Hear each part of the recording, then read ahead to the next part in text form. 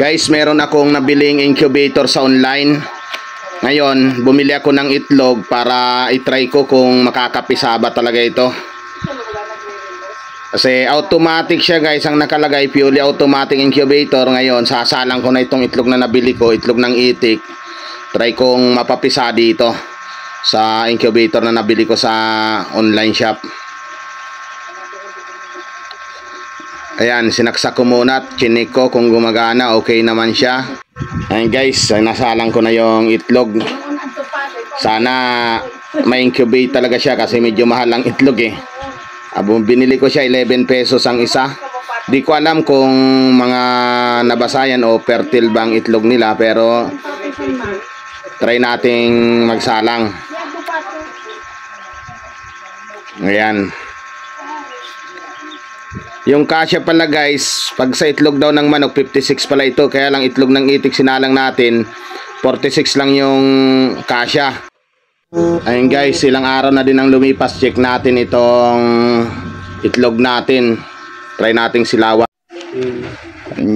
Pinagising mo, ikaw rin. Ayun guys, day 7 na ng ating incubator na may salang. Ayan, kung mapansin nyo yung itlog, may mga ugat na. Ayan o. Lapad, marami na siyang ugat. Ayan o. Ayan o. May mga litid na siya. Ayan o. Sa ano, yan na yung ugat niya guys. Ibig sabihin, maganda. Naglilimlim itong ating itlog sa day 7 niya. Ayan o, may mga ugat na, kitang kita niya yung ugat.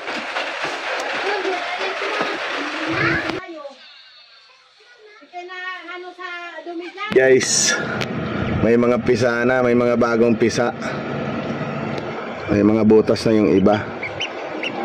Ang ating itik bagong pisa pa lang guys. Kanina hindi pa yan. Ngayon bagong pisa na. Napisa na sila. Kinabukasan guys, ito na naman siya. Marami nang napisa. Yung iba, tinabi ko na doon sa planggana. Bali yung napisa nating itlog is umabot ng 30 piraso. Sa 31, 30 yung napisa natin. Ayos guys, maganda yung result ng ating incubator, purely automatic. Sa mga gustong bumili, lalagay ko lang sa comment section ang link. Click nyo lang po yun para makabili kayo. Makapagparami rin kayo ng itik. Kasi ang itik hindi talaga naglilimlim. Pwede rin po ito sa mga heritage chicken, mga hindi naglilimlim. Ayan, napakaganda po ng hatching rate niya. Halos 97%. Kasi after 7 days, 10 days, chinik ko po siya. Yung mga hindi fertile, tinanggal ko na po. Yung nasa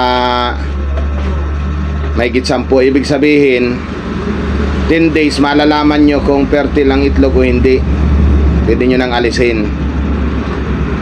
Kasi meron naman siyang silipan, meron siyang sariling, ang tawag dyan ay candiling, sinisilawan po. Yan, click nyo lang po yung link dyan sa comment section para makabili kayo kung gusto nyong mag incubate ng mga itlog. Ayan, may lumalabas pa sa itlog oh. Nagbabakal ako malamig na tubig. Nagkalabas siya. Ayan guys, ganyan pala siya. Ayan, may palabas pang isa dito. Ayos, success yung ano natin, incubator. Galing.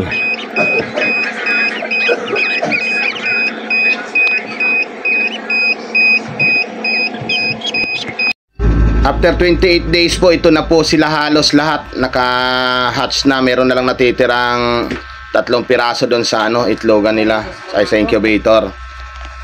Napakaganda po ng hatching rate ng fully automatic incubator na nabili ko.